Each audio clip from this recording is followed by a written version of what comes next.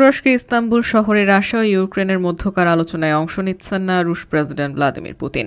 ওই বৈঠকে যোগ দিতে যাওয়া কর্মকর্তাদের নাম প্রকাশ করেছে ক্রেমলিন, তবে এতে নেই পুতিনের নাম। বুধবার 14 মে ক্রেমলিনের এক বিবৃতিতে জানানো হয়েছে, বৃহস্পতিবার 15 মে ইস্তাম্বুলে অনুষ্ঠেয় আলোচনায় রাশিয়ার প্রতিনিধি দলের নেতৃত্ব দেবেন প্রেসিডেন্টের সহকারী ভ্লাদিমির মেদিনস্কি। খবর বিবিসির। ক্রেমলিনের ওয়েবসাইটে প্রকাশিত তালিকা অনুযায়ী যুদ্ধ বন্ধের আলোচনায় মেদিনস্কির পাশাপাশি থাকবেন উপপ্রতিরক্ষা মন্ত্রী আলেকজান্ডার ফোমিন, উপপররাষ্ট্রমন্ত্রী মিখাইল গালুজিন। এছাড়াও থাকবেন রাশিয়ার সামরিক ও গোয়েন্দা বিভাগের উচ্চপদস্থ কর্মকর্তারা। তুরস্কের রাজধানী আঙ্কারায় আজ দেশটির প্রেসিডেন্ট রিসেপ তাইপ এরদোয়ানের সঙ্গে ইউক্রেনের প্রেসিডেন্ট ভলোদিমির জেলেনস্কির বৈঠক বসার কথা রয়েছে।